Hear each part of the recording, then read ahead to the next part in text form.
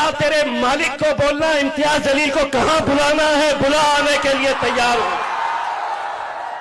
24 साल इम्तियाज जलील भी पत्रकार था, लेकिन इम्तियाज जलील ने पत्रकारिता की है। आज तुम जो कर रहे हैं वो भड़वागिरी कर रहे हो। जाओ और सुनाओ अपने मालिकों को। इस देश के अंदर अगर आज इस देश के अंदर जाति, धर्म और मजहब के नाम के ऊपर अगर कोई बांटने का काम कर रहा है,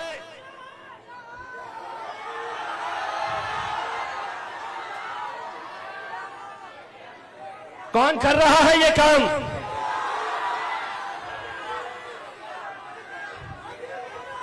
मैंने जैसे ही ये खबर आई, मैंने ट्वीट करके कहा है कि उन तमाम चैनल्स को अगर ये समझ रहे होंगे कि ये डरपोक जमात है, तो ये समझ लो किसी के बाप से हम डरने वाले लोग नहीं हैं।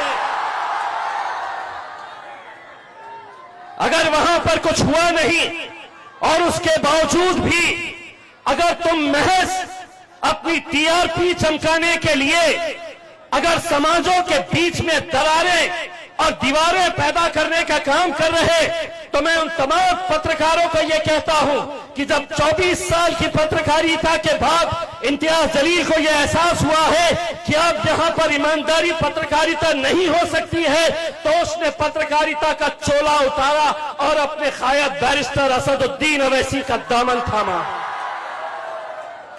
तुम भी उतारो। अगर पत्रकारिता नहीं करनी है तो उतारो और जाकर उन बजरंग दलियों के साथ मिल जाओ, उन विश्व हिंदू परिषद वालों के साथ मिल जाओ, क्योंकि वो जो काम कर रहे हैं वही काम तुम लोग कर रहे हैं। एक चैनल वाला कहता है कि अकोला में रुके नहीं क्योंकि इन्हें डर था। जा तेरे मालिक को बोलना इम्तियाज जलील को कहां बुलाना है, बुला आने के लिए तैयार हूं। दल्लाली तुम करो और आज समाज के बीच में, हिंदू मुसलमानों के बीच में दरारें पैदा करने का काम अगर कोई करेगा, इसीलिए एक बात समझ लो, कैसे डसेगा कौन सब जानता हूं मैं, लेकिन कहां किसी का खौफ मानता हूं मैं। जंगल के हो या आस्तीन के,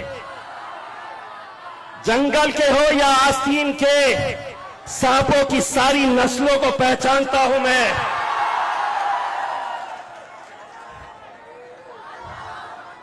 मुझे मालूम है इस मुल्क के अंदर 2 एम है, 2 एम। एक तो मीडिया और दूसरा वहां पे जाकर जो झूठ पे झूठ। मोदी जी कभी एक मर्तबा अपनी जबान से ये बोलिए, ये हिम्मत रखिए बोलने की कि हां इस देश के अंदर कुछ लोग जाति, धर्म और मजहब के नाम के ऊपर बंटवारा कर रहे हैं। वजीर आजम आप मेरे भी हैं। जब आप यूएस जाते हैं तो मुझे भी फख्र होता है, जब मेरा मुल्क तरक्की करता है तो मुझे भी फख्र होता है। लेकिन आज क्या यह सच्चाई नहीं है कि किसी के व्हाट्सएप स्टेटस के ऊपर किसी की जान ले लो, किसी को महज गोश्त है किसी की थैली के अंदर तो उसकी जान ले लो? क्या वो नौजवान लड़कों के मां बाप, बेटे, भाई, बहन, बच्चे नहीं है?